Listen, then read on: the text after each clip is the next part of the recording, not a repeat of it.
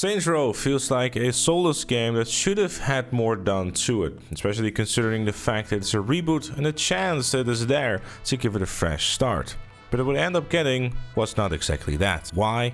Let's discuss. First and foremost, the sound of the game is just bad, to be honest with you. The cars and the guns in the game just sound quiet and really just lack a punch.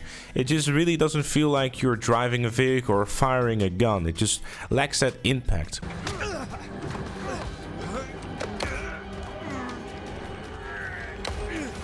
I'm sorry, is that the sound of a revolver? Chat, the sound of the revolver just went...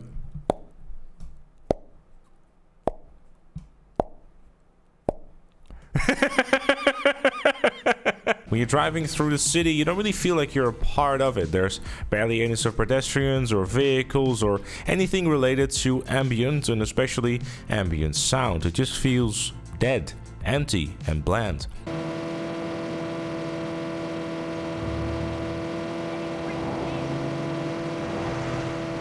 Especially when you look at the road itself, there's a lot of brown and just not really a lot of color, and there doesn't really seem to be a very inviting feeling to it. And on the fact that the car models still look like something that is kind of like Saints Row 2, Saints Row 3 era, you got yourself a game that looks more like it came out of in 2010 rather than 2022. The game has also not really much evolution within the game itself. For a reboot, there's really not really anything new here as far as I could see. It feels very much like just another Saints Row game with a different set of characters that offer very little excitement. Like you're trying to pay off your student loan. A student loan in a game where you can customize yourself to be 80 years old, which results in some very awkward characters. There are some good moments in the game though that can give you a laugh, but the first 2 or 3 hours just feel rather uninteresting, and I kind of lost care in the characters at that point already. There's just really no attitude or sort of good vibes to them. They just simply exist to just there and deliver lines. The characters themselves are rather messy and they don't really evolve or develop in any sort of significant way. You spend an awful lot of time there just to kind of listen to them cringe away and making up moments like I'm gonna show you in just a bit. They're trying too hard to be likable, where 6 hours into the game you're still getting donuts for them and hearing about Kevin's cheat day because he's incredibly relatable. 7 hours into the game they finally decided it's time to start making a name for themselves, where you've really been spending the last 7 hours trying to figure out what the hell is going on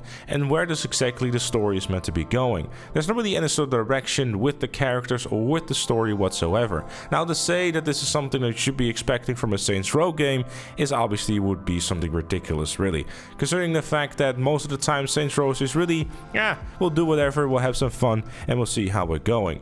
But regardless, even with the older Saints Row games, and I don't want to compare them too much because, you know, I don't want to be that guy. But the thing is, even with the older Saints Row games, there was basically a beginning, a middle, and an end. And here it just kind of feels like it's a tangled bunch of wires, hoping that at some point you'll get a conclusive end. It just feels we're going from one place to another, and it really feels like it's not really going anywhere. You're just kind of doing stuff for the sake of doing stuff. When it comes to the vehicles, again, the sound design is something that I mentioned before, but I want to reiterate here as well. And on top of the fact that the vehicle handling is something that I'm really not a fan of either, because that's once again an area that could have done and should have done much more too. Reworking the physics and just making it feel like every car is unique, which unfortunately is not the case. If you were to place me with blindfolds and, well, I guess deafen me as well, I would not be able to tell you which car that I'm driving, because they pretty much all feel the same. They all feel like they have the same speed, and it doesn't feel like you're going fast, or the cars in general really aren't that satisfying to drive. You know, when you're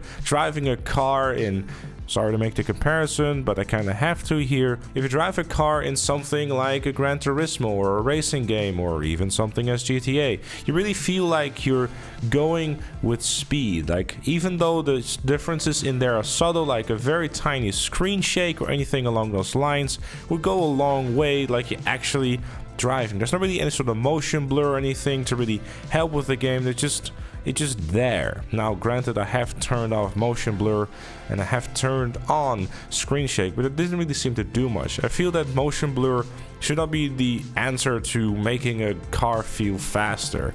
In general, I don't think that it should be something that exists at all, because most of the time it just makes the game look weird. Customization, however, for vehicles is quite vast, so if you're someone that is into customizing your cars in the best ways possible, then you can go and do that. But I feel that a lot of time and resources have gone into customization for vehicles rather than making them good to drive and make them satisfying to drive and giving them a good sound. It is of course possible to get your motorbike with a heavy growling motorcycle sound or with a muscle car sound if you wish to do so, but again, resources that could have been used into making a lot of other things and aspects of the game a whole lot more interesting. Social abilities for both the players and the car are something that is pretty welcome. It makes the vehicles feel a little bit more unique and stand out from the rest, but overall, again, nothing that will make the game seem all that more different than it can be. Missions is something that I definitely also have a bit of a gripe with. A lot of the missions involve kind of just picking up some things simple as donuts, but then suddenly, oh no, enemies show up for seemingly no reason at all. All the missions seem to be kind of following the same path. You drive to a place, we're not going to be killing anyone. Wait! Enemies are showing up. You kill the enemies, and the next mission you're pretty much doing the same. There's very little variety in the things that you do, and a lot of times the missions just feel like they're not really helping the game and advancing the story. Again, there's definitely also some game-breaking bugs that I've encountered as well through my playthrough. There was a section where I had to restart a checkpoint multiple times in order to continue on with my mission, making my playthrough of that mission a whole lot longer. I'd say about 2 or 3 times longer than it was supposed to be. Another one that I encountered too was that I was trying to change my outfit, and when I tried to do so in either my wardrobe or through my phone, my game decided it was not time for an outfit change and completely froze, and I had to restart my game. Very fun. Other than that, there's definitely also plenty of other bugs within the game too that definitely need some ironing out, and overall it feels like a little unpolished from time to time, especially when it comes to the audio levels in the game too.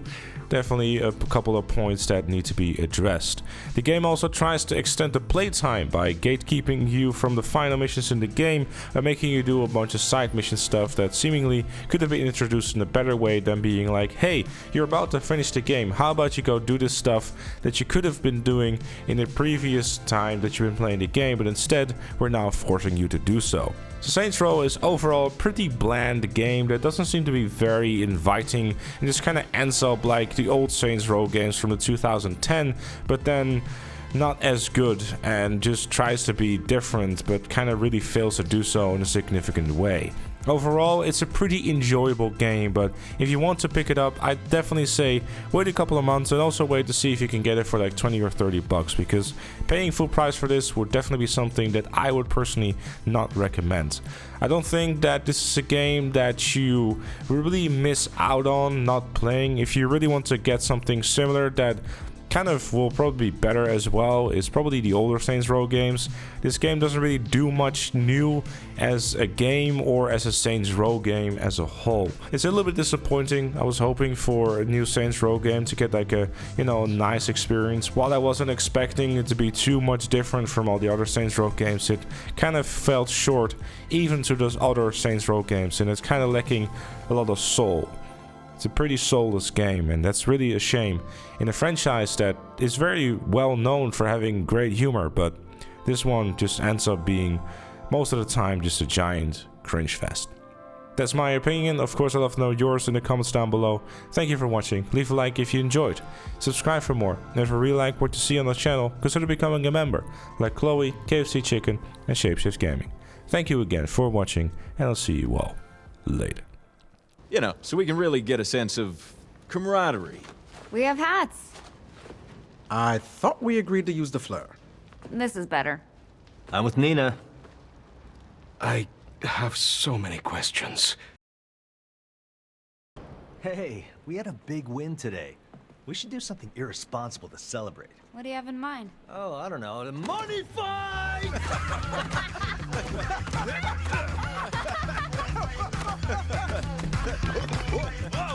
Whoa! Slow down there. We'd almost kill Kev. I was in the moment. You dumb son of a bitch.